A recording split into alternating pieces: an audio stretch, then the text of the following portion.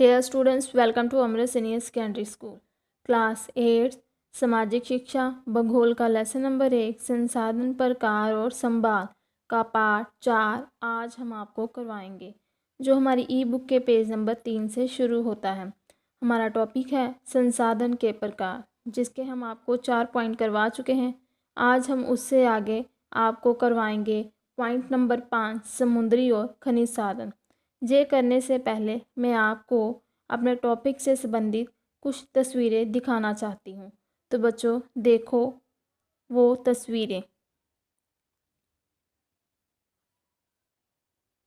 जिसमें पहली तस्वीर समुद्री साधन मरीन रिसोर्सेस की है, जिससे हीरे मोती आदि प्राप्त होते हैं।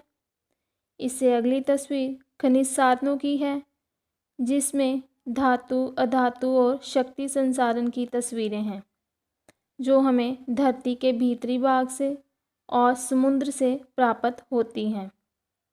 बच्चों अगली 2 तस्वीरें भी देखो। ये सागर सम्राट नाम के जल पोत की है, जिससे सागरीय क्षेत्रों में तेल निकाला जाता है। और ये मुंबई हाई का सागरीय तट है, जहाँ भारत में तेल निकाला जाता है। इन्हीं सागरीय जलपोत से हम सागरीय क्षेत्रों में तेल खोजने का काम लेते हैं। तो बच्चों शुरू करते हैं हम हमारा आज का पॉइंट नंबर 5 समुद्री और खनिज साधन। जल मनुष्य के लिए प्रमुख व महत्वपूर्ण संसाधन है। पृथ्वी का लगभग 71% भाग पानी है। बच्चों आप एक बार इस शेप को भी देखो, जो पृथ्वी की शेप है, जिस पे दिखाया गया है कि हमारी पृथ्वी का 71% भाग पानी से घिरा हुआ है। तो देखो आप इस पृथ्वी की शेप को, मतलब हमारी पृथ्वी पर सिर्फ 71% जो पानी है वह समुद्रों के रूप में, बड़े बड़े जल भंडारों के रूप में समुद्रों में प्राप्त होता है, और 29% जो भाग है वह हमारी भूमि है। आगे बढ़ते हैं हम। जल के बड़े बड़े भंडारों को समुद्र का नाम दिया जाता है। ये समुद्र बहुत अधिक भाग में जैविक खनिजों शक्ति संसाधन प्रदान करते हैं। बच्चों शक्ति संसाधन जिससे हमें ऊर्जा प्राप्त होती है, जैसे कोयला, खनिज तेल, पेट्रोल इत्यादि। माना जाता है कि पृथ्वी पर सबसे पहले जीवन समुद्रों से ही शुरू हुआ। पृथ्वी पर 75% जीव समुद्र से ही पैदा हुए। समुद्रों से हमें अधिक भाग में मछलियाँ, मोती, सिप्पियाँ, हीरे, जवाहरात आदि प्राप्त होते हैं। मछलियाँ संसार की बहुत अधिक जनसंख्या को भोजन प्रदान करती हैं। मतलब कि इसमें आप उस जल के बड़े बड़े भंडारों की, आपको मैंने वो बताया अभी कि समुद्र जो है हमारे बड़े बड़े जल के भंडारों के रूप में पाए जाते हैं। तो समुद्र से हमें और भी बहुत कुछ प्राप्त होता है, जैसे हीरे, मोती, सिप्पियाँ, और समुद्र जो है हमारी बहुत बड़ी जनसंख्या को भोजन भी प्रदान करता है। मतलब कि हमें जो मछलियों के रूप में भोजन मिलता है वो समुद्र से मिलता है। तो आप एक बार वही तस्वीर को फिर से देखो, जिसमें समुद्री साधन मरीन रिसोर्सेस लिखा है। तो बच्चों देखो आप उस तस्वीर को। ये समुद्र का भीतरी भाग है, जहाँ से मछलियाँ, सिप्पियाँ, मोती आदि हमें प्राप्त होते हैं। बच्चे आगे बढ़ते हैं हम। खनिज संसाधन पृथ्वी के भीतरी भाग से प्राप्त होने वाले पदार्थ हैं।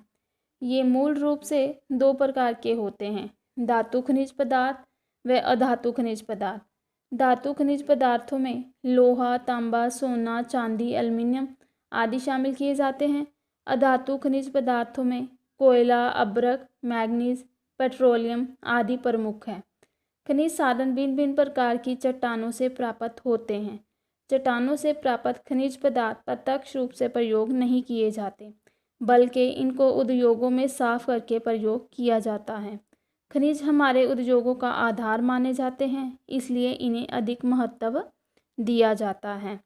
मतलब खनिज संसाधन जो हैं वह हमारे पृथ्वी के भीतरी भाग से हमें प्राप्त होते हैं। ये मूल रूप से बच्चों दो प्रकार के होते हैं, धातु और अधातु खनिज। एक और खनिज भी होते हैं जिसको हम बोलते हैं शक्ति खनिज, शक्ति साधन, जिनसे हमें ऊर्जा प्राप्त होती है। तो बच्चों पहले आप धातु, अधातु और शक्ति साधन के साधनों की तस्वीरें देखो।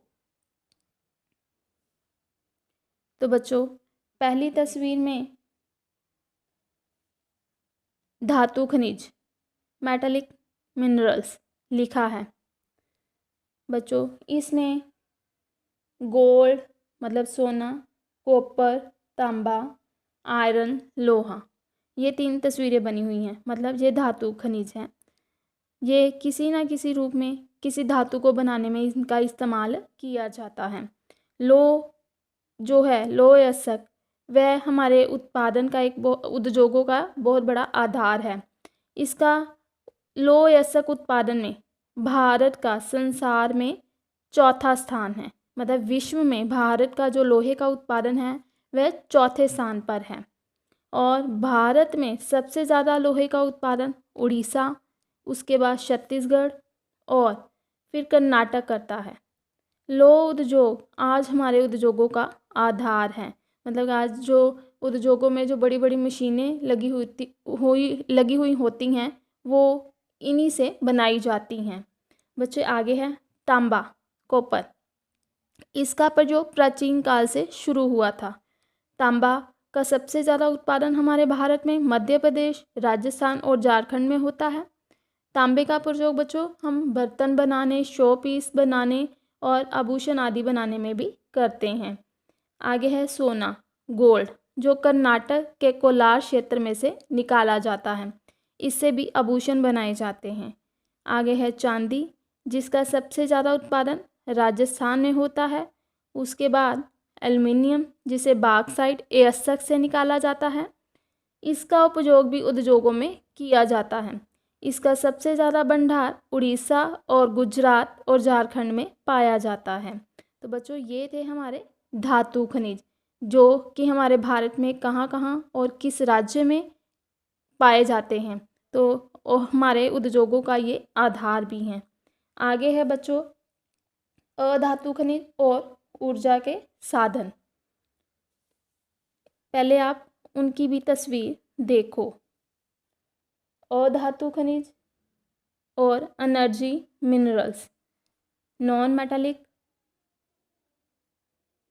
जिसमें लिखा है माइका मतलब अब्रक, सॉल्ट नमक, ग्रेनाइट। आगे है लाइमस्टोन मतलब चूने का पत्थर। ये हमारे अधातु खनिज हैं। और उसके साथ ही जो तस्वीर बनी हुई है शक्ति संसाधन, जिस पे कोयला, पेट्रोलियम और कुदरती गैस दिखाया गया है। तो इनसे हमें क्या मिलता है? ऊर्जा प्राप्त होती है। कोयला हमारी शक्ति का साधन है। कोयले का उपयोग ताप घरों में बिजली पैदा करने के लिए भी किया जाता है। वही बिजली हम अपने घरों में, कारखानों में, सभी जगह इस्तेमाल करते हैं। बच्चे आगे हैं पेट्रोलियम और कुदरती गैस। हमारे भारत में तेल का संभावित क्षेत्र 10 लाख वर्ग किलोमीटर है। मतलब कि इतने हिस्से में हमारे भारत में जो खनिज तेल है पाया जाता है। आज़ादी के बाद खनिज तेल और प्राकृतिक गैस की खोज गुजरात के मैदानों तथा खंबात की खाड़ी में की गई। कुछ समय के बाद मुंबई तट से 115 किलोमीटर दूर समुद्र में खनिज तेल की खोज की गई। इस समय ये भारत का सबसे बड़ा तेल क्षेत्र है। इस तेल क्षेत्र को बॉम्बे हाई या मुंबई हाई के नाम से जाना जाता है। तो बच्चों पहले आप वो तस्वीर देखो जिसको हम मुंबई हाई या बॉम्बे हाई के नाम से भी जानते हैं। वही तस्वीर जो हमने आपको शुरू में दिखाई थी, जिस पर लिखा हुआ है मुंबई हाई।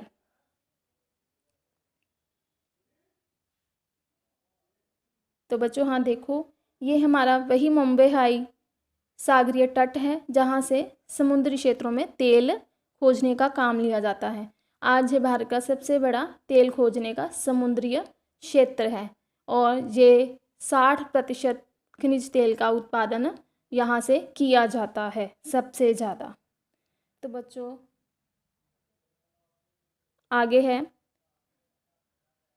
यहाँ पर भारत का सबसे ज़्यादा खनिज तेल खोजा जाता है। आगे हम पढ़ते हैं पेज नंबर 4।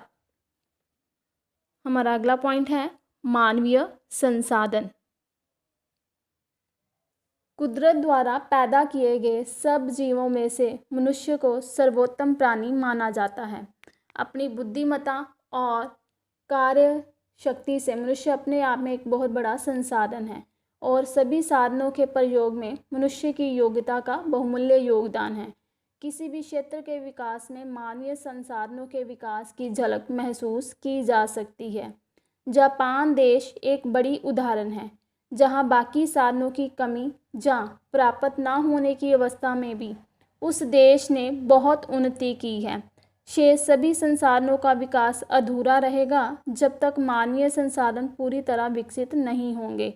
संसाधनों के विकास के लिए मनुष्य के गुण, सामर्थ्य, शिक्षा और तकनीकी योग्यता आदि महत्वपूर्ण भूमिका निभाते हैं।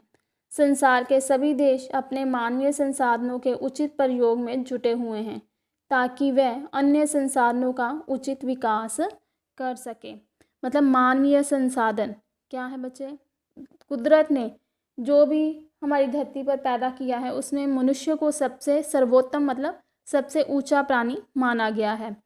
मतलब अगर मानव पूरी तरह से शिक्षित होगा तो अपनी तकनीकी योग्यता से देश का आर्थिक विकास वह कर सकता है। वह अपने बल से, हुनर से वह साधनों को पैदा कर सकता है और देश के आर्थिक विकास को और ऊंचा लेकर जा सकता है। तो जहाँ जापान का एक बहुत बड़ा उदाहरण है हमारे सामने, तो बच्चे पहले आप उस सागर सम्राट नाम के जलपोत की तस्वीर को फिर से देखो जो मैंने आपको ऊपर दिखाई थी। सागर सम्राट नामक जलपोत जो कि जापान के द्वारा बनाया गया है। तो बच्चों ये जापान की एक बहुत बड़ी उदाहरण है। वहाँ साधनों की कमी होते हुए भी मनुष्य ने अपने योग्यता, तकनीकी शिक्षा और हुनर के बल से इसको तैयार किया और आज सागरीय क्षेत्रों में इन्हीं सागर सम्राट नाम के जलपोत को के द्वारा तेल खोजने का काम लिया जा रहा है। तो इससे हमें क्या शिक्षा मिलती है कि हम साधनों की कमी होते हुए भी अपने देश का विकास कर सकते हैं। अगर हमारे यहाँ हमारी शिक्षा जो है सही ढंग से हो, हमारे पास हुनर है, योग्यता है, तो हम आगे बढ़ सकते हैं। तो अपने देश का हम अपने कम साधनों में होते हुए भी उचित विकास कर सकते हैं।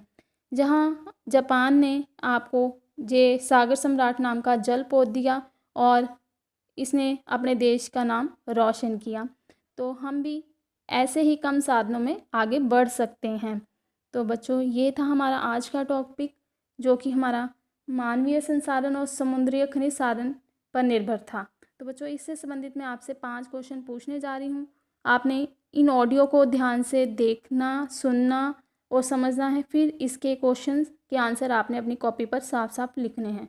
तो सुनो इसका पहला क्वेश्चन। जापान द्वारा तैयार किए गए उस जलपोत का नाम बताएं जिस द्वारा सागरीय क्षेत्रों में तेल खोजने का काम लिया जाता है। नंबर 2 है क्वेश्चन, पृथ्वी का कितने प्रतिशत भाग पानी है? पृथ्वी की शेप बनाकर बताओ। आगे है मिलान करो। क्वेश्चन नंबर 3 आपने सही जोड़े मिलाने हैं। इसके ऑप्शन नीचे दिए हुए हैं। आगे नंबर 4 पर है खालिस्तान। मनुष्य को डैश प्राणी माना जाता है। और नंबर 5 पर है खनिज साधन डैश भीतरी भाग से प्राप्त होते हैं। तो बच्चों आपने आज की ऑडियो को ध्यान से सुनना है, समझना है और फिर इनके आंसर अपनी कॉपी पर लिखने हैं। आज का हमारा टॉपिक यहीं पर ख़त्म होता है। धन्यवाद।